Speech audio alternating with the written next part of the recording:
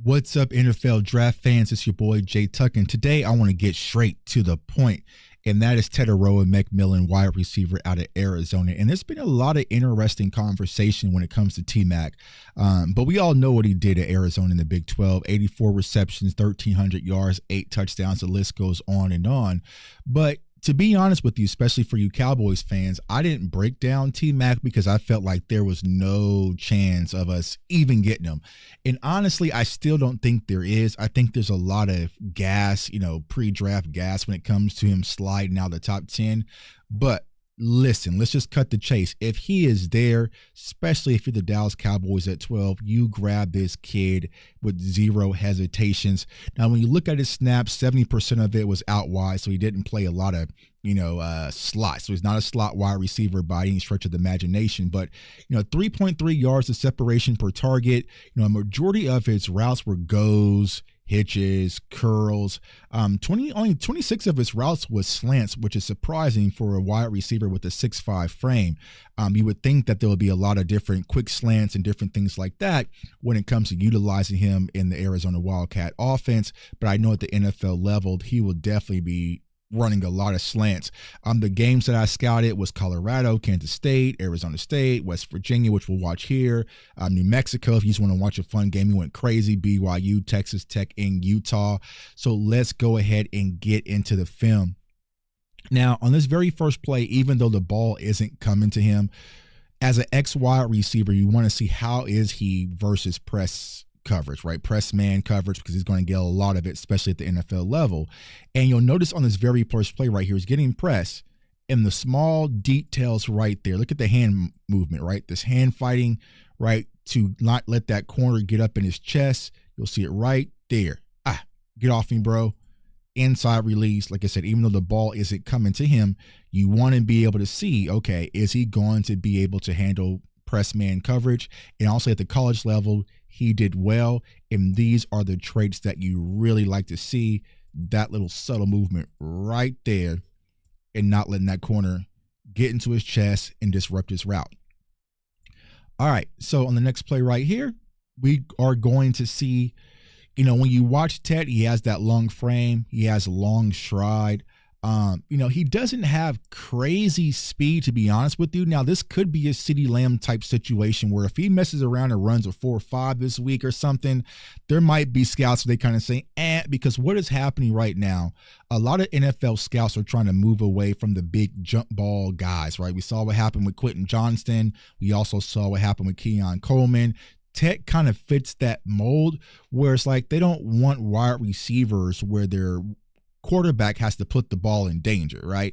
Now, for me personally, I like guys that can go up and get the ball, big wingspans and all that, right? But the NFL is kind of changing. They want your more shiftier guys. So if he goes out there and runs like a 4.5 or a lower 4.5, there might be a situation where he could slide just a little bit, right? But I think that he does have long speed. He has a long stride, and you see that it's respected because they're giving him cushion because they kind of know, all right, he can definitely get over the top, but you'll see him come off the line of scrimmage. Good, solid hands. I think that is his best trait is his hands. Doesn't catch with his body, catches away from his body, and to be able to turn and run.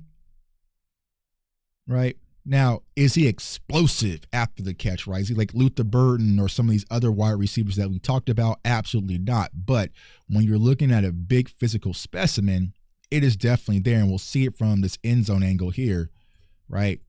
Just being able to catch the ball out in space, away from his body, bam, turn and run, right? And let's go back and watch this play at full speed, all right? So boom, there he is up top.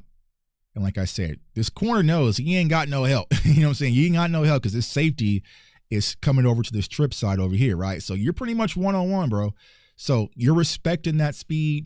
You're respecting it. But like I said, is it godly going to jump off the screen? Probably not. But if he runs like a low 4.5, it could be a CeeDee Lamb situation. Now, to be honest with you guys, as far as pushing him out the top 10, it's not, I don't think there's going to be a wide receiver that can push him out, right? Because that's what happened with CeeDee Lamb. You had, Ruggs. You also had Judy to push CeeDee Lamb down and also Jefferson down, right? But I don't think there's a wide receiver that can really push him unless Luther Burden or Double E goes crazy. But it might be some other positions that could possibly push him out just a little bit.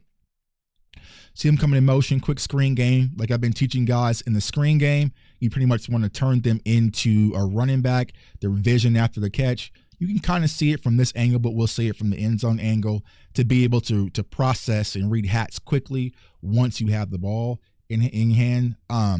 Like I said, does he have godly agility, godly bursts? Absolutely not. But like I said, he's more than enough. Like I said, that 6'5" frame, just get him the ball and he can just make things happen. Read blockers, read hats. All right, next play, you'll see this inside release, and you'll see him plant on this stem, the top of his stem. Again, catch away from his body, strong hands, turn up field. So inside release doesn't get too disrupted. Able to fight through the contact. Middle of the zone, hands away, turn up field. Just watching him full speed. Boom. Plant. So that was that plant. That was that plant I was talking about right there. Right? It's there. This kid's a beast. This kid's a beast. Now, I think what the concern is also when it comes to T-Mac is he a wide receiver one? Like if you don't have a wide receiver and you just need a guy to be that guy, I think that's where some scouts are getting concerned. But we ain't got those problems in Dallas, though. We ain't got those problems. We know who our wide receiver one is. If you were to add this caliber of weapon outside of CeeDee Lamb, life will change for the Dallas Cowboys offense. And on this play right here, even if you're not in the market for a wide receiver, shit, you might need a quarterback. And I mean, I'm gonna let y'all just watch the play. You know what I'm saying? You can get a little trickery with some stuff like this to be able to move around and still have an arm. You know, like I said, maybe we need a quarterback, backup quarterback. You know, you can get a little, gadgets and gadgets out there and put some trickery in your playbook because he can definitely move. And that was a good strike, throwing downfield. But like I said, from a wide receiver one perspective, I think he'll grow into that at the NFL level. You have to be able to know how to utilize him. If you have a quarterback that doesn't know how to put the ball up in the air and let him go make those plays, we'll show that in the film here, he might not be the wide receiver for you. On next play, simple underneath the zone. Turn and run, get the extra yards. Very simple. I don't know why in this zone they are not focusing on him because he's pretty much the primary wide receiver for the Arizona offense. Even though they were getting beat a lot of games, he was still that guy. So I don't understand. They really didn't have anybody focusing on him. This linebacker goes in space, right? Sit in the middle of the zone, turn up field, just easy money. All right, so next play, this is what I was talking about when it comes to the slant. So you can kind of see what leverage this corner is playing, and you can kind of tell by, I would say, let's just be transparent, splitting his nuts, right? So this outside foot, he's pretty much trying to make sure that he is taking away the inside. So it's kind of playing inside shade, right? Just slightly, right? Sometimes it's kind of hard to tell by the hashes, and especially on the sideline view, but you can kind of guesstimate by where's he's playing as far as his foot is concerned. But you'll see him come off the line of scrimmage. Is there any wasted movement? You're coming forward, foot coming forward, stressing that corner, and then this right here, that plant, all you're wanting to do is get this corner to open up slightly to stress the outside, inside release, hands right there. Get the hands off of me right there. Get your hands off of me. Away from the body. Solid catch. Let's watch it in full speed. Bam, step the outside, hands off me, slant. Like, you can do that all day, like, especially from the Dallas Cowboys perspective. We used to do it with Michael Gallup.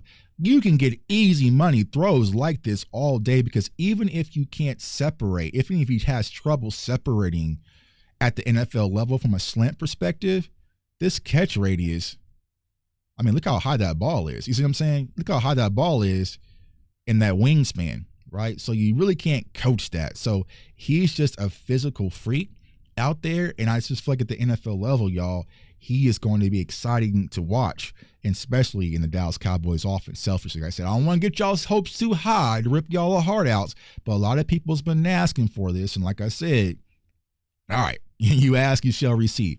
All right, on the next play right here, it shows his strongest ability, and it's just to be able to high point the ball. Like I said, just put it up, Mr. Go Get It, throw it up top, and he'll go to the top shelf. He'll do that repeatedly as you watch it here in this film, even on this play right here. Boom. There you see it. Creating space once again. So like I said, they're respecting the speed a little bit. Now, from a route running perspective, it does need cleanup. Little high, not much bend, right? Kind of stiff. But we're going to put that at the top shelf, come back to the ball, feet down, easy money. And this play right here, you'll see it again, right? This is it. This is the attraction. And if you watch him in college football, there's been so many highlight plays. But look, this 1, 2, 3, 4, whatever, bro. I'm going to put this ball up top shelf, and he's just going to go get it. High pointing the ball. Like you can't coach that. That's just my guy is 6'5", and he's just better than you, right? So you're going to have a quarterback that has some courage and some improvisation to be able to put the ball up in space and let him go out and get it.